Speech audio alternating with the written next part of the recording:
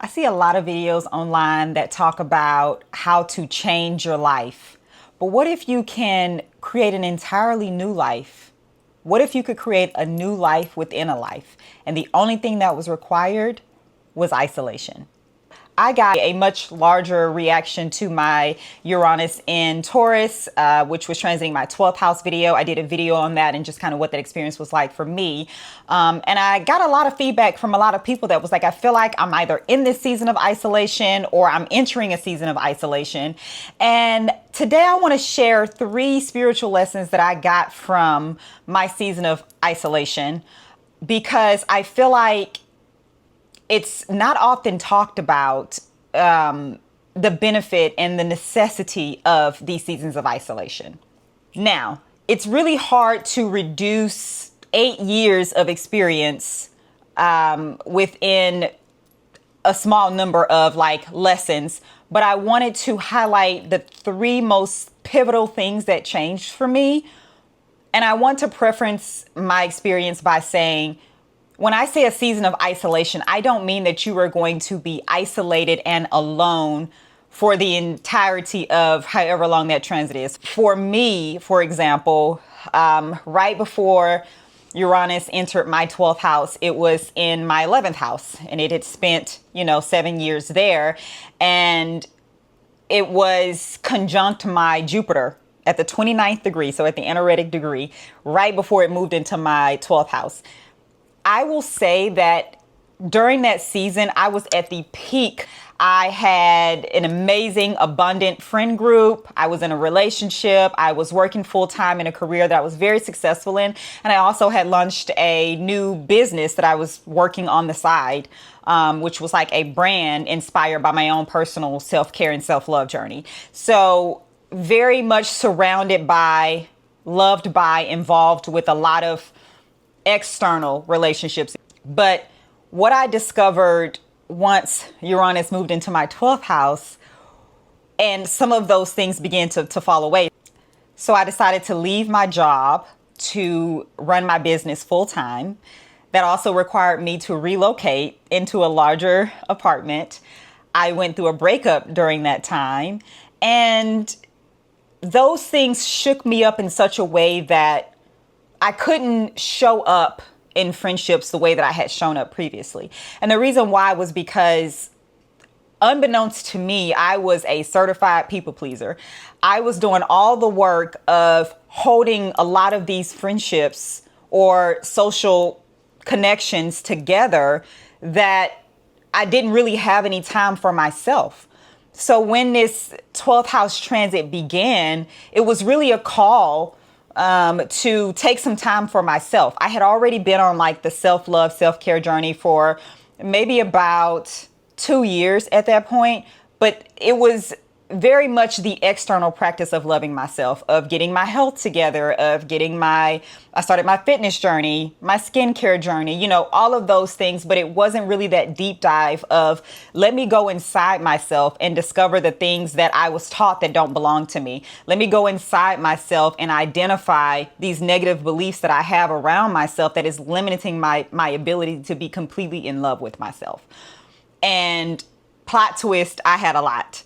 So when I had these losses happen, it really triggered this sense of, I made this choice and I know that I'm making this choice for the right reason. However, why is this happening? Right.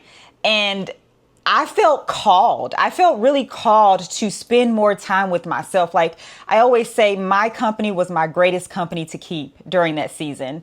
And I ebbed and flowed out of this energy over the course of that 8-year transit. Let's get to the 3 spiritual lessons that I learned in my darkest moments of isolation. The biggest lesson that I learned is, if I don't know who I am outside of who I have been taught to be, then my foundation in life isn't really solid. In order for me to be in the right career, in order for me to have the perfect relationship for myself, and I use perfect loosely because nothing is perfect, the most ideal relationship for myself, the most ideal friendships, the most ideal relationship with wealth and legacy and purpose, I need to start from a place of knowing who I am outside of who I was taught to be. You know, the thing about childhood is that we don't get to choose, at least here in the physical, we don't get to choose the lessons that we are taught around self-worth, around our resources, around relationships. Whatever our parents or whomever raised us learned about it, they hand it down to us and we pick it up and we operate in that capacity. I want to say I did until around 30. There was something around my Saturn return that a switch just kind of flipped on, and I was able to very clearly see how I was showing up in a very, very patternistic way as it relates to my childhood and the things that I learned. When you spend time with yourself, you really get to know yourself. You really get to know your inner dialogue. What does my inner dialogue look like on a daily basis? Is it negative? Is it positive? Does it reflect where I want to go in life or where I want to be? Also, the goals that I have for myself, are they because society told me I needed to have them, right? Like being married and having children by 35. Who said that needed to be my life's path, right? So it's getting really clear on who you are as a person. And then from there, you can build, okay, based on who I know myself to be now, what do I want my life to look like? What do I want my relationships to look like? The second lesson, and probably the most difficult one for me to learn, was that control is an illusion.